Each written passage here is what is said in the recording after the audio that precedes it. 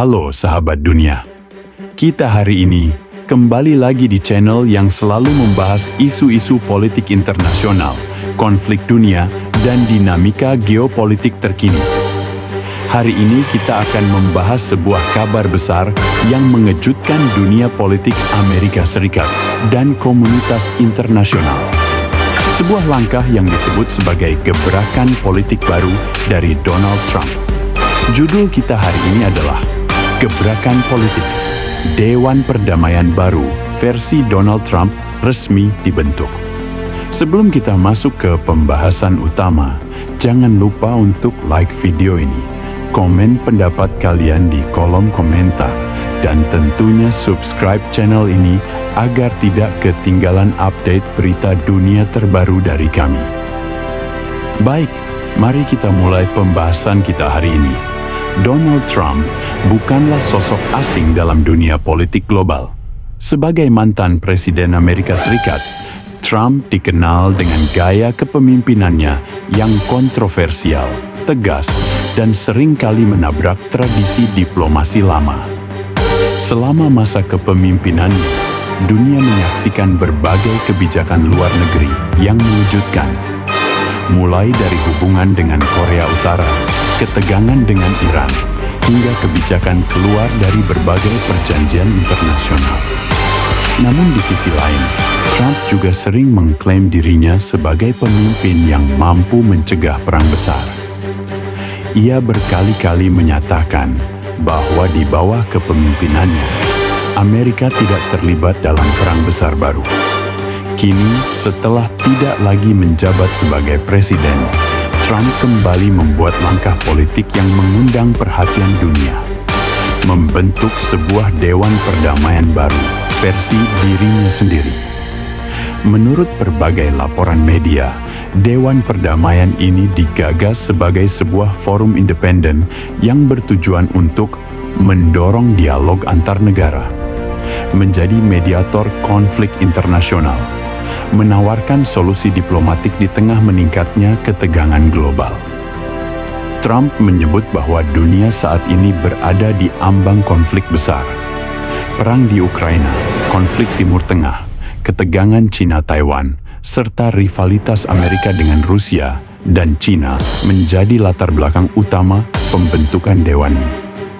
Dalam pernyataannya, Trump mengatakan bahwa lembaga-lembaga internasional saat ini gagal menjaga perdamaian dunia. Ia menilai PBB dan berbagai organisasi global terlalu lamban dan terlalu dipengaruhi kepentingan politik tertentu. Karena itulah, menurut Trump, dunia membutuhkan pendekatan baru.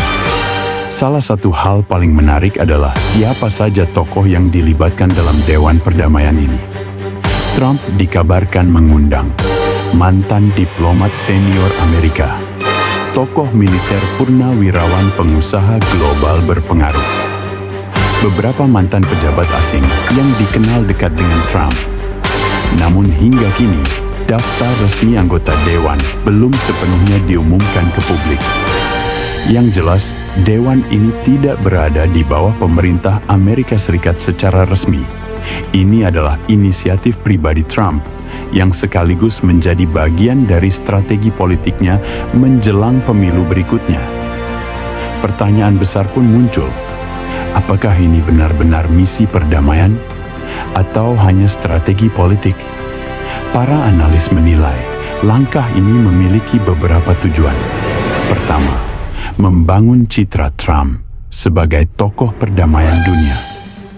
Citra ini sangat penting untuk menarik pemilih moderat yang lelah dengan konflik global. Kedua, memperkuat posisi Trump sebagai figur internasional, bukan sekadar politisi domestik. Ketiga, membuka jalur diplomasi informal yang bisa ia manfaatkan jika kembali terpilih sebagai presiden. Namun kritik juga bermunculan. Beberapa pihak menilai inisiatif ini tidak memiliki legitimasi internasional. Tanpa dukungan negara-negara besar dan organisasi resmi, efektivitas dewan ini dipertanyakan. Reaksi dunia pun beragam. Sebagian politisi konservatif di Amerika mendukung langkah Trump dan menyebutnya sebagai terobosan penting.